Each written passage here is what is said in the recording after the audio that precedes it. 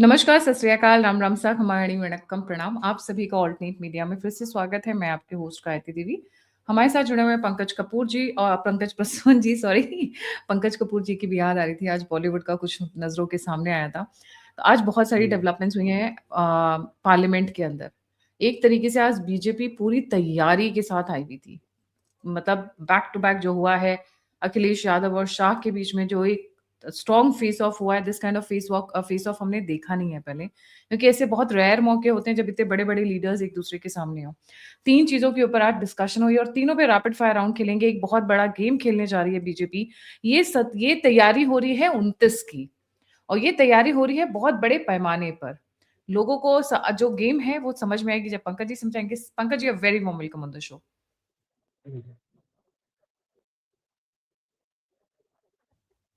Pankaj ji, a very warm welcome on the show. जी नमस्ते। नमस्ते जी मैं शुरू करूं इसमें? हाँ जी, बिल्कुल शुरू करिए। अच्छा, मुझे सबसे इंटरेस्टिंग चीज ये लगी कि पिछले 3-4 दिनों से माहौल बना रहे थे वुमेन रिजर्वेशन बिल को लेकर, डिलिमिटेशन को लेकर। इस बार टॉपिक ऐसा था जो पहले से सबको पता था। हर बार विपक्ष का यह आरोप रहता है कि सरकार ने हमें पर्याप्त तैयारी का मौका नहीं दिया और अचानक से लेके चले आए। इस बार तैयारी का भी मौका था, टॉपिक भी स्पष्ट था, लेकिन जिस तरह से उन्होंने डिबेट किया, मैं सोच रहा था कि पॉइंट टू पॉइंट सरकार को ये काउंटर करेंगे, लेकिन अपोजिशन जो मुझे दिखा अपने अपने पॉलिटिकल नैरेटिव को लेकर ज्यादा फिक्रमंद था, इस बिल को लेकर कम। जैसे उदाहरण के तौर पर मैं बोलता हूं, डीएमके अपना नॉर्थ बनाम साउथ वाला प्रोपेगेंडा लेके बैठा हुआ था। आज काला कपड़े वो पहन कर आए थे और प्रधानमंत्री जी ने तंज भी कसा कि ठीक है, हमारे यहाँ हर शुभ काम कार्य की जो शुरुआत होती है वो काला टीका लगा के होती है ताकि नजर न लग जाए। आप वहां आए, इसके लिए आपका बहुत बहुत धन्यवाद। तो वो सिर्फ ये नॉर्थ बनाम साउथ वाला एजेंडा लेके चल रहे थे। वो स्पेसिफिक उन्होंने कहा नहीं, बताया नहीं कि साउथ के साथ कैसे भेदभाव होगा। अरे कम से कम वो ये कह लेते कि अगर पॉपुलेशन के आधार पे आप कर रहे हैं तो हमने पॉपुलेशन कंट्रोल किया तो हमारी सीटें कम जाएगी, फिर भी मुझे समझ में आता कि चलो कुछ तो पॉइंट बताया। तो नहीं, नॉर्थ इंडिया साउथ इंडिया को दबा रहा है, नॉर्थ इंडिया साउथ इंडिया ये कर रहा है। वो जितने जो डीएमके के वाले थे ये बोल रहे थे। दूसरी जो मुख्य विपक्षी पार्टी है जो डीएमके से थोड़ी सी बड़ी है वो है समाजवादी पार्टी। और समाजवादी पार्टी का पूरा फोकस महिला आरक्षण ना होकर मुसलमान महिला आरक्षण था। जी कुछ बोल रहे हैं? जी,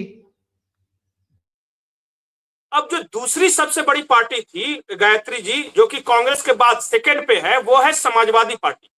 और मुझे उम्मीद थी कि उत्तर प्रदेश के बारे में वो बोलेंगे कि उत्तर प्रदेश में कितनी बढ़ने वाली है, महिलाएं कहां आएंगी, कौन सी। उन्होंने पूरा का पूरा अपने डिस्कशन का जो फोकस था वो रखा मुस्लिम महिलाओं पर। मुसलमानों को रिजर्वेशन कहा है, मुस्लिम महिलाओं का क्या होगा। ऐसा लग रहा था मानो ये महिला आरक्षण बिल पे डिस्कशन नहीं कर रहे हैं, मुस्लिम महिला बिल पे डिस्कशन कर रहे हैं। और इसी बात को लेकर फेस ऑफ भी हुआ जो अमित शाह जी के साथ। अखिलेश यादव ने कहा कि मुस्लिम महिलाओं के लिए आरक्षण कहां है, तो अमित शाह ने कहा कि भाई धर्म के आधार पे आरक्षण का कोई प्रावधान ही नहीं है, कर ही नहीं सकते। और फिर उन्होंने कहा कि अगर आपकी इच्छा है कि मुस्लिम महिलाएं बढ़े तो अपनी सारी की सारी सीटें मुस्लिम महिलाओं को दे दो, हम नहीं रोकने जाएंगे आपको। मुझे लगता है कि अगर वो सुना सके एक बात तो वो बहुत इंटरेस्टिंग पोर्शन है अमित शाह और अखिलेश यादव के बीच जो फेस ऑफ हुआ है वो, क्योंकि उनमें लगातार उससे पता चल जाएगा कि समाजवादी पार्टी मुस्लिम मुस्लिम मुस्लिम वो यहां तक नहीं। जी अध्यक्ष महोदय, अनडेमोक्रेटिक बात माननीय मंत्री जी ने कही। हो सकता है उन्होंने धर्म की बात कही हो, लेकिन पूरा देश आधी आबादी को आरक्षण चाहता है। अध्यक्ष महोदय, मैं माननीय मंत्री से जानना चाहता हूं क्या मुस्लिम महिला आधी आबादी में नहीं आती है? नहीं होनी ना, देंगे। समाजवादी पार्टी सारी टिकटें मुस्लिम महिलाओं को दे दे, हमें कहाँ आपत्ति है, हमें कोई आपत्ति नहीं है। चलिए अखिलेश जी। अध्यक्ष महोदय, अनडेमोक्रेटिक बात माननीय मंत्री।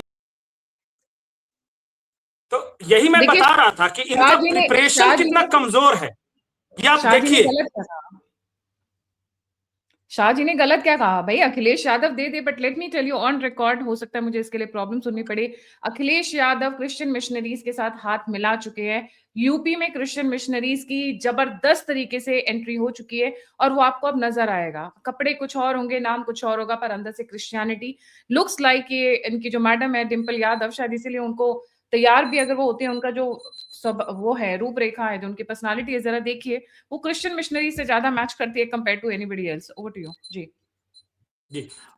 और सिर्फ अखिलेश यादव नहीं गायत्री जी, आप तेजस्वी यादव को भी देखिए बिहार इलेक्शन के समय, और वहां बिहार में भी क्रिश्चियन मिशनरीज का ये सब जो काम कर रहे हैं वो एक अलग टॉपिक है, कभी हम उस पर एक डिस्कशन करेंगे कि मुलायम और लालू का परिवार कैसे ईसाइयत के साथ जुड़कर और राहुल गांधी के साथ जो पट रही है इनकी जो दोस्ती है, उसका क्या दुष्परिणाम हो रहा है बिहार उत्तर प्रदेश में, वो एक अलग कर लेंगे। लेकिन मैं यहां स्पेसिफिकली ये कह रहा था कि पूरा का पूरा फोकस समाजवादी पार्टी का मुसलमान, ऐसे लग रहा था कि उनको यादवों की भी अब चिंता नहीं है।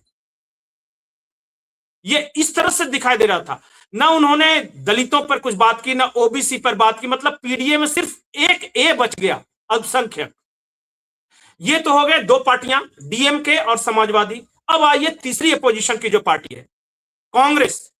कांग्रेस कभी भी अपने आप को यह नहीं दिखाना चाह रही थी कि वो वुमेन रिजर्वेशन के खिलाफ है। वो कह रही थी कि फायदा उठा रहे हैं मोदी, अभी चुनाव है इसलिए वो सेंसस भी कर रहे हैं, वो डिलिमिटेशन भी कर रहे हैं, वुमेन रिजर्वेशन भी कर रहे हैं। तो एक सवाल का जवाब दीजिए, अगर इनको फायदा उठाना होता तो ये स्टेट इलेक्शन में क्यों उठाते? ये 2024 के पहले फायदा उठा सकते थे। 23-24 में ये सेंसस करवा के, डिलिमिटेशन करवा के फायदा उठा सकते थे कि नहीं? क्योंकि उससे पहले पास हो चुका था वुमेन रिजर्वेशन बिल। अभी तो कोई चुनाव भी नहीं है, लोकसभा का तो चुनाव बिल्कुल नहीं है, इसलिए मोदी जी पर्सनली तो कोई फायदा होगा नहीं। अगर इनका यह कहना है कि 5 राज्यों के विधानसभाओं में चुनाव होने हैं, उसका फायदा उठाएंगे, तो साउथ में तो कोई स्टेक है नहीं बीजेपी का। बच गई बात असम में और बंगाल में। असम में फॉरगोन कंक्लूजन है, तो एक राज्य के लिए इतना बड़ा ये करेंगे, और वो भी ये लोकसभा में फायदा उठाते ना, अगर उठाना ही होता तो वो वाला नैरेटिव तो बिल्कुल नहीं चल रहा है। एक नैरेटिव और है जो कि बताया गया कि भाई साउथ के साथ दिक्कत है कि उनका पॉपुलेशन उन्होंने कंट्रोल किया है और यूपी बिहार को ज्यादा फायदा होगा। अब जो केंद्र सरकार का जो ड्राफ्ट प्रपोजल है उसमें है कि 50% हर राज्य में सीटें बढ़ रही है। जैसे फॉर एग्जांपल कि मान लिया कि 80 सीटें हैं उत्तर प्रदेश में, तो 40 बढ़ रही हैं, 50%। तो ये उन्होंने कहा है, तो इससे कोई फर्क नहीं पड़ता कि किस राज्य का कितना पॉपुलेशन है, प्रोपोर्शन वही है हर राज्य का। तो इसका फायदा अब तो वो भी नैरेटिव, इसलिए चंद्रबाबू नायडू ने सपोर्ट किया। वहां पे देखिए साउथ के, और मैं आपको बता रहा हूं कि जितना तीखा विरोध डीएमके कर रही है उतना तीखा विरोध लेफ्ट नहीं कर रहा है, जबकि वो केरला की पार्टी है। ये सिर्फ कांग्रेस और डीएमके, बाकी कोई पार्टियां विरोध नहीं कर रही। बीजू जनता दल ने भी सपोर्ट कर, नॉर्थ बनाम साउथ बनाने के भी कवायद फेल हो गई। सबसे मुझे अफसोस यह हुआ कि स्पेसिफिक उस बिल को लेकर चर्चा में किसी ने कुछ कहा नहीं। तो ये सब अपने अपने पॉलिटिक्स को लेकर परेशान थे। हाँ, मोदी जी ने एक बात जरूर कही है कि आपको लगता होगा कि ये चीज जो है आप कह रहे हैं वो पेनिट्रेट नहीं करेगी सोसाइटी में। याद रखिएगा, उन्होंने कहा कि एज ए माय फ्रेंड मैं आपको एडवाइस दे रहा हूं कि आज जो पार्टियां इसका विरोध करेंगी उनको भविष्य में बहुत मुश्किलें आने वाली है। एक बार अगर हो सके तो सुना सकते हैं तो सुना दीजिए। लेकिन जो राजनीतिक दिशा में ही सोचते हैं, मैं उनको भी एडवाइस करना चाहूंगा, एक मित्र के रूप में एडवाइस करता हूं और सबको काम आएगी। हमारे देश में जब से विमेन रिजर्वेशन को लेकर के चर्चा हुई है और उसके बाद जब जब चुनाव आया है, हर चुनाव में महिलाओं को मिलने वाले इस अधिकार का जिसने विरोध किया है, देश की महिलाओं ने उन्हें माफ नहीं किया है। लेकिन जो राजनीतिक दिशा में ही सोचते हैं, मैं उनको भी एडवाइस करना चाहूंगा, एक मित्र के रूप में एडवाइस करता हूं और सबको काम आएगी। हमारे देश में जब से विमेन रिजर्वेशन को लेकर के चर्चा हुई है और उसके बाद जब जब चुनाव आया है, हर चुनाव में महिलाओं को मिलने वाले इस अधिकार का जिसने विरोध किया है, जिसने विरोध किया है, देश की महिलाओं ने उन्हें माफ नहीं किया है। बिल्कुल, देश की महिलाओं ने उन्हें माफ नहीं किया, बहुत स्ट्रांग उसके साथ खेल रहे हैं, इमोशंस के ऊपर, पॉलिटिक्स के ऊपर, राजनीति के ऊपर, डेमोग्राफी के ऊपर। मोदी जी जो खेलते हैं ना, वो बहुत लंबी छलांग लगाते हैं 50% पॉपुलेशन को अपीज करने की। मैं अपीज नहीं बोलूंगी, उनका हक देने की, क्योंकि महिलाएं जल्दी से पॉलिटिक्स में आती नहीं है, राजनीति को वो गटर समझती हैं, बिकॉज शोषण होता है। पंकज जी, आपको भी पता है, महिला अगर किसी पॉलिटिक्स में आना चाहती है तो उनको कितने, let me be very strong with my words, कितने बेडरूम से होकर गुजरना पड़ता है वो वही जानती हैं। और ये पॉलिटिक्स का गंदा गंदा चेहरा है जिसको डिनाई नहीं किया जा सकता है। कांग्रेस में तो भरमार है, वो कौन राजीव की गर्लफ्रेंड थी, कौन किसकी गर्लफ्रेंड थी, वो पॉलिटिक्स में चढ़ते रहे हैं। जी, ओवर टू यू। इससे सहारा मिलेगा, इससे आगे अभी महिलाओं का अभी अलका लामा केसी वेणुगोपाल को लेकर जो साउथ तमिलनाडु महिला कांग्रेस की अध्यक्षा ने जो कहा है, वो तो बिल्कुल न्यूज में था। अच्छा, खैर, इस बात विषय पर नहीं करते हैं। अब जो प्रधानमंत्री ने कहा उस पे आते हैं। देखिए, मोटी मोटी बात मैं बता रहा हूं। जब से मैंने होश संभाला है ये वुमेन रिजर्वेशन बिल को लेकर, ममता बनर्जी बहुत स्ट्रांगली सपोर्ट करती थी किसी जमाने में। वो पेश कर रही थी तो आरजेडी के सुरेंद्र प्रसाद यादव हुआ करते थे सांसद, इनके हाथों से छीन के फाड़ डाला था वो अटल जी के समय में। और मैं आपको बताइए, उसके बाद से आरजेडी कभी भी बिहार की सत्ता में नहीं आई। जो मोदी जी कह रहे हैं उसके बाद उसी को मैं बोलता रहा हूं। उनकी सीटें कम होती चली गई हैं और आज वो 22-23 पे आ गए हैं, इलेक्शन दर इलेक्शन। उसी तरह समाजवादी पार्टी को आप ले लीजिए। जब से मुलायम सिंह यादव और उनकी पार्टी ने इस वुमेन रिजर्वेशन बिल का विरोध किया है, उनके पार्टी का हर्ष देख लीजिए। और कोई भी ऐसी पॉलिटिकल पार्टी, एक ओम प्रकाश चौटाला की पार्टी हुआ करती थी हरियाणा में, उनका देख लीजिए। ये सब वैसी पार्टियां थी जो स्ट्रांगली अपोज करती थी वुमेन रिजर्वेशन बिल का। उनका क्या परिणाम हुआ ये देख लीजिए। और आज भी अगर किसी को ये गलतफहमी है कि महिलाओं का अपना वोट बैंक नहीं होता, तो चुनाव दर चुनाव आ रहे परिणामों को देख लीजिए। नीतीश कुमार अगर 25 साल तक 20 साल तक राज कर सके तो इसलिए क्योंकि उन्होंने महिलाओं के लिए किया। आज मोदी की सबसे बड़ी स्ट्रेंथ अगर कोई है तो वो महिलाएं हैं। और अगर आज दीदी बंगाल में इसका अपोज करती हैं तो याद रखिए कि आज तक दीदी के पीछे खुलकर बंगाल की महिलाएं थी। इसका उनको भुगतना पड़ेगा अंजाम। और ये मैं आपके सामने बोल के जा रहा हूं, देखिएगा। इस बार वैसे भी उनके वुमेन वोट बैंक में बहुत डेंट हुआ है।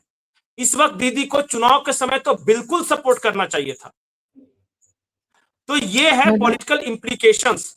और मैं जो सबसे महत्वपूर्ण बात बता रहा हूं वो याद रखिए, अगले 2029 तक देश की हर पॉलिटिकल पार्टी को इस बात की तैयारी करनी होगी कि वो 1/3 सीटों पर एक महिला नेता तैयार करे। भारतीय जनता पार्टी जैसी पार्टियों में पहले से ये प्रक्रिया शुरू हो चुकी है। मंडल स्तर से लेकर जिला स्तर तक महिलाओं को एक से दिया जा रहा था। अभी भी पूरा नहीं है, लेकिन वो प्रक्रिया तेज होगी। और अब बहुत फास्ट फॉरवर्डिंग मोड में ये करना पड़ेगा। और आरजेडी और समाजवादी पार्टी जैसी पार्टियां जो आमतौर पे एक मेल डोमिनेटेड पार्टी है, थोड़ी सी दबंग टाइप की, उनको अपना टोन डाउन करना पड़ेगा बिहेवियर को। भाई, महिलाओं को आपको सीट भी देनी है, उनको रिस्पेक्ट भी देनी है, उनके लिए उनके साथ काम भी करना है। पर मैंने कहा ना, कितने बेडरूम से होकर गुजरती थी वो दौर मैंने देखा है। हमें पता है कि कितनी महिलाओं के ऊपर कितने लांछन लगते हैं। और ये सबसे इजी होता है। देखिए, जब पुरुष महिला से जीत नहीं पाता है ना, तो सबसे पहला वो एक ही चीज करता है, कैरेक्टर असैसिनेशन। और ये पॉलिटिक्स में नहीं है, हर जगह शामिल होता है।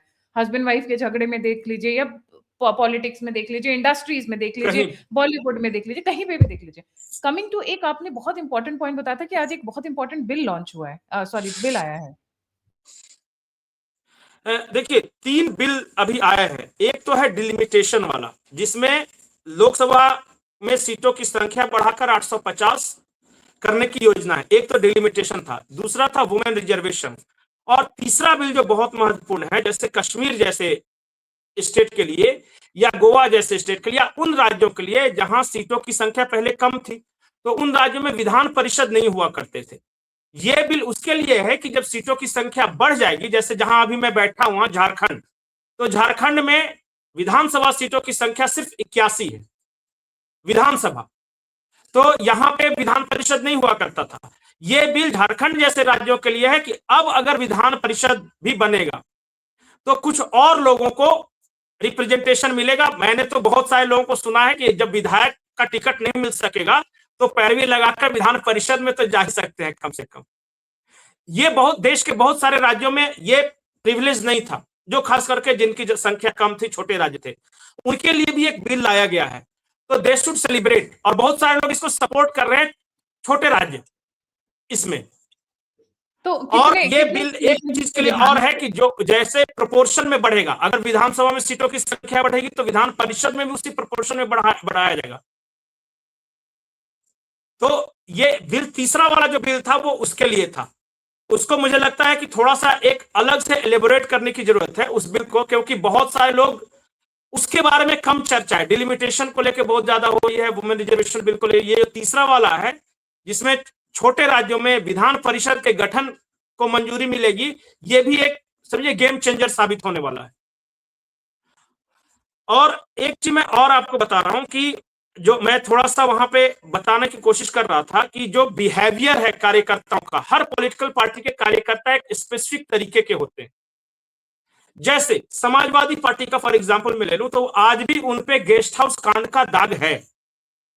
और जब आम लोगों से पूछेगा कि स्पेसिफिक कैसे कार्यकर्ता होते हैं समाजवादी पार्टी के, तो वो बताएंगे, डिफाइन करेंगे। मैं नहीं बोलना चाहता क्योंकि इससे बहुत सारे लोग हर्ट हो जाएंगे, लेकिन एक सोच सकते हैं कि आरजेडी का कार्यकर्ता कैसा होता है, समाजवादी पार्टी का कार्यकर्ता कैसा होता है, बीजेपी का कार्यकर्ता कैसा होता है, या फिर टीएमसी के कार्यकर्ता कैसे होते हैं, जो टीएमसी गुन्स जो ट्रेंड कर रहा है।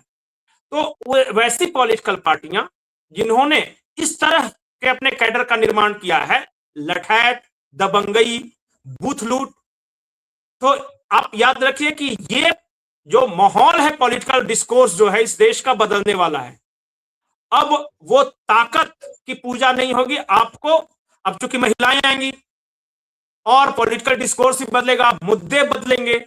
तो इन पार्टियों को लग रहा है, क्योंकि मैं एक सुन रहा था, उन्होंने कहा कि रीजनल पार्टीज को नुकसान होगा, जो नेशनल पार्टीज है उनको फायदा होगी। और उनका तर्क यही था कि regional party strong regional sentiments पे होते हैं। महिलाओं में शायद जाति को लेकर, भाषा विवाद को लेकर, क्षेत्रवाद को लेकर उतना ज्यादा स्ट्रॉन्ग फीलिंग्स नहीं होती। वो जो एक आम महिला है वो डे टू डे अफेयर्स पे ज्यादा ध्यान देती है कि मेरे घर का सिलेंडर सस्ता हुआ कि नहीं, मेरे घर के राशन सस्ते हुए कि नहीं। तो इस तरह के मुद्दों को अब इनकलकेट करना होगा पॉलिटिक्स में, और ये सीखना होगा। माइक्रो लेवल की प्लानिंग है, माइक्रो मैनेजमेंट, क्योंकि महिलाएं माइक्रो मैनेजमेंट ज्यादा अच्छे करती हैं। हाँ, नहीं, दोनों के मुद्दे अलग होते हैं ना। जैसे कि आप एक पुरुषों का मुद्दा, तो मराठी बोल नहीं तो मारेंगे, तो इसमें पुरुष ज्यादा अपने आप को ये फील करता है कि इंगेज फील करता है। महिला किस बात पे इंगेज फील करती है, सिलेंडर के दाम क्यों बढ़े। तो दोनों का जो मुद्दों को लेकर जो एसोसिएशन है वो भी थोड़ा डिफरेंट है। तो पॉलिटिकल पार्टियों को इस मामले में भी थोड़ा सा कॉशियस रहना पड़ेगा।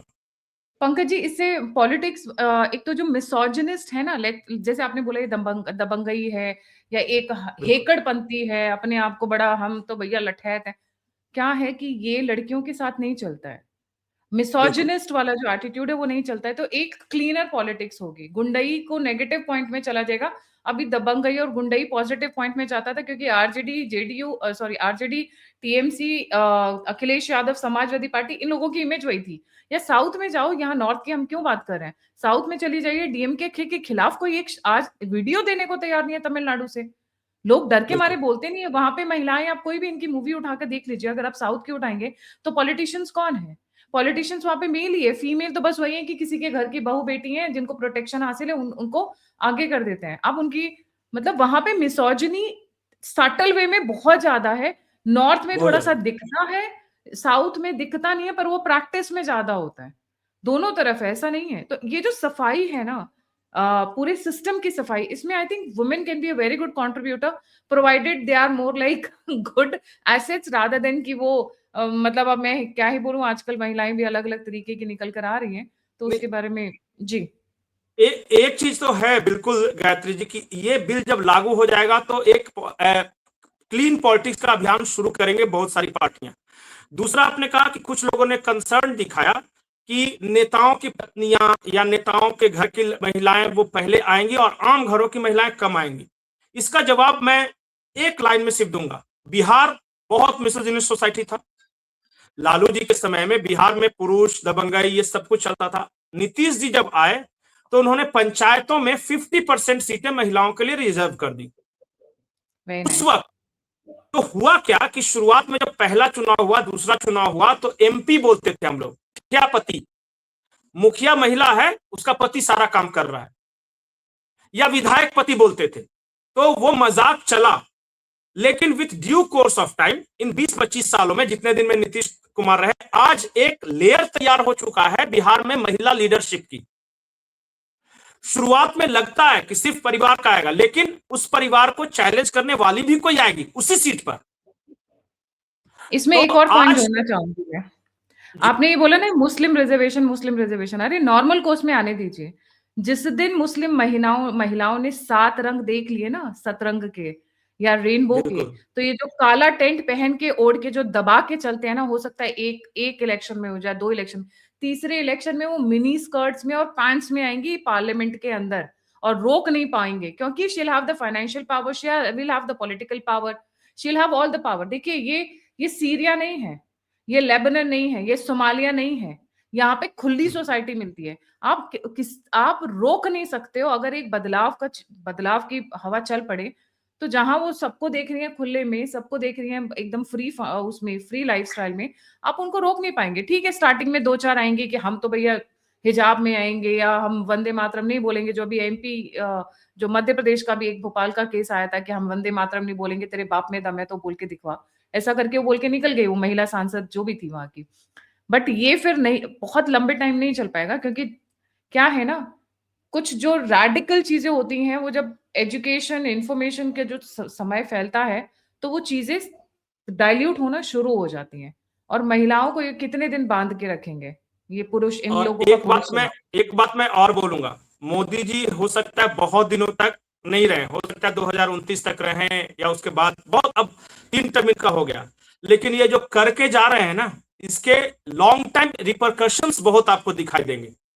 इन्होंने एक तरह से भविष्य को सोचकर, देखिए मैं बार बार एक चीज बोलता हूं, इस इंसान को जो पाना था वो पा चुका। ये 3 टर्म मुख्यमंत्री रह चुका है, 3 टर्म प्राइम मिनिस्टर रह चुका है, अब इसको और क्या दे सकते हो आप, और उसकी अब और क्या इच्छा हो सकती है। अब वो जानता है कि मैं जो बनना था मैं बन गया, लेकिन जाते जाते देश को कुछ ऐसा देकर जाऊं कि आने वाली पीढ़ियों के लिए वो एक मिसाल हो। जैसे ये वुमेन रिजर्वेशन बिल, बहुत सारे लोगों को सिर्फ एक लाइन में ये लग रहा है कि महिलाओं को आरक्षण मिल गया, लेकिन इसके सोशल इंप्लीकेशंस क्या होंगे, पॉलिटिकल इंप्लीकेशंस क्या होंगे, इकोनॉमिक इंप्लीकेशंस क्या होंगे, हमारा समाज कैसे जाएगा। आपने बहुत अच्छी पॉइंट बताई, जो इस्लामिक रेडिकलाइजेशन है ना, इसकी सफाई इस्लामिक महिलाएं ही करेंगी, वो बाहर से कोई नहीं आएगा। और जिन देशों में वुमेन इंपावरमेंट हुआ है, इवन मुस्लिम कंट्रीज, वहां जाके देखिए फिजा बदल गई है।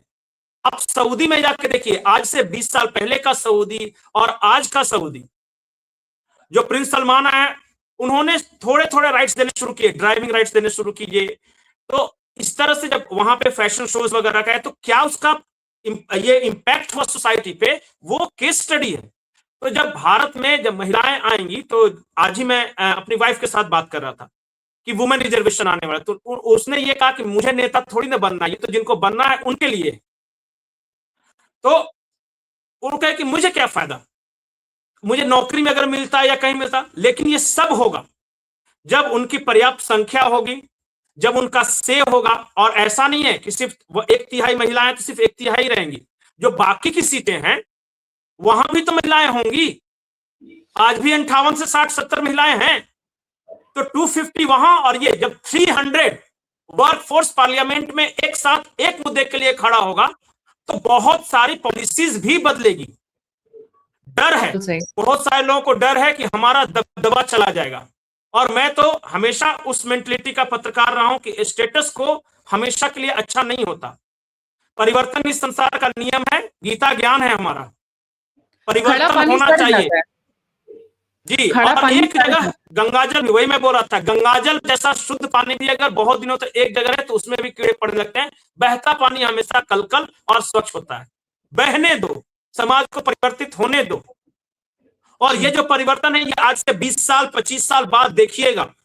हम जब बोलते हैं ना कि इंडिया सुपर पावर, आप याद रखिए कि आप अपनी 50% वर्कफोर्स को अनप्रोडक्टिव कार्यों, मेहनत तो वो भी कर रही हैं, लेकिन चूंकि इकोनॉमी में डायरेक्ट कंट्रीब्यूशन नहीं है इसलिए उसको अनप्रोडक्टिव आप कहते हैं। जब वो प्रोडक्टिव कार्य में आ जाएगा वो पूरा सारा कुछ, तब देखिएगा इस देश की इकोनॉमी को क्या बूस्ट मिलता है। तो सोशली, इकोनॉमिकली, पॉलिटिकली बहुत बड़ा चेंज ये है। और मैं तो इसे बोलता हूं कि बहुत कम ऐसे राजनेता हुए हैं जिन्होंने सोसाइटी को ध्यान में रखकर इतना बड़ा चेंज किया। जैसे मैं नीतीश कुमार को एक मानता हूं, शराबबंदी, महिला रिजर्वेशन को लेके। और केंद्र में मैं हाल के दिनों में मैं सिर्फ मोदी जी को दिख रहा हूं। सोसाइटी में चेंज के लिए अभी तक नहीं। मनमोहन सिंह ने इकोनॉमी में बदलाव लाया था 90s में, नरसिम्हा राव ने, उसके बाद ये सबसे बड़ा रिवॉल्यूशन है। और इसका असर देखिएगा 5 साल 10 साल बाद जब ये लागू हो जाएगा 2029 में, तो पहले शुरुआत में मजाक उड़ाएंगे सब। मुझे पता है कौन आ गया, कैसा आ गया, महिलाएं ऐसे बोल दी तो ऐसा ड्रेस पहन के आ गई, वो चलेगा। लेकिन जब ये डस्ट सेटल डाउन होगा 2030 2035 तक जाते जाते देखिएगा कि ये देश की सोसाइटी और थिंकिंग पूरी बदल चुकी होगी। ये कास्ट, क्रीड, रिलीजन, ये सब कुछ ये हो सकता है राजनीति से खत्म हो जाए। बिल्कुल, I agree with you ji. Thank you so much Pankaj ji for joining. I think this is the one of the best things that is happening today in parliament. ये भारत की राजनीति को बदलने वाला है बहुत बुरी तरीके से, बहुत अलग तरीके से, और ये आने वाले समय की मांग भी थी।